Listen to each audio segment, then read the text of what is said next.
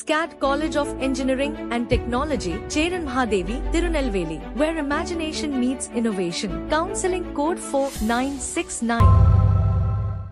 உசிலம்பட்டி மற்றும் செங்கம் அருகே நெல் கொள்முதல் நிலையம் இல்லாததால் மழையில் நனைந்த நெல்மணிகள் முளைக்க தொடங்கியிருப்பது விவசாயிகளை வேதனையில் ஆழ்த்தியுள்ளது. மதுரை மாவட்டம் கள்ளப்பட்டி, வேப்பநுத்து பகுதிகளில் கிணற்று பாசனத்தை வைத்து 100க்கும் அதிகமான ஏக்கர் பரப்பளவில் விவசாயிகள் நெல் சாகுபடி செய்துள்ளனர். விவசாயிகள் சிலர் அறுவடை பணிகளை தொடங்கிய நிலையில் பாறைப்பட்டியில் கொள்முதல் நிலையம் அமைக்கும் பணிகள் தாமதத்தால் கடந்த 3 நாட்களாக பெய்த மழையில் நெல்மணிகள் நனைந்து முளைக்க தொடங்கிவிட்டன.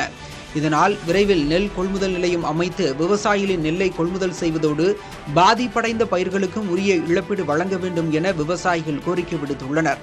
ஏப்பா நான் கருத்து 4 நாளாச்சு, அந்த டிஎச்சி போர் கொண்டு போடாமல் விட்டாங்க. இப்போ நனைஞ்சு முளைச்சி கிடக்கு.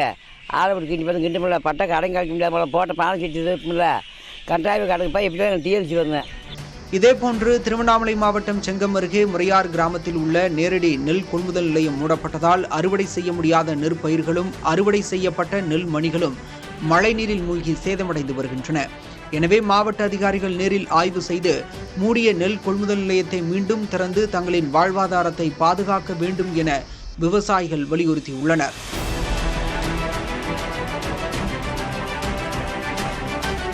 செங்கம் அடுத்த மேற்கு ஜவாது மலையடிவாரத்தில் உள்ள அண்ணா நகர், திருவள்ளுவர் நகர், எம்ஜிஆர் நகர், வலசை, தீத்தாண்டுபட்டு, சென்னசமுத்திரம், மலையம்பட்டு உள்ளிட்ட பல்வேறு கிராமங்களில் பெய்த கனமழையால் அறுவடைக்கு தயாராக இருந்த நெற்பயிர்கள் நீரில் மூழ்கியதால் விவசாயிகள் கவலை அடைந்துள்ளனர்.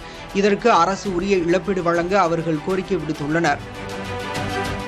SCAT College of Engineering and Technology, Cheran Mahadevi, Tirunelveli, where imagination meets innovation. Counseling code 4969.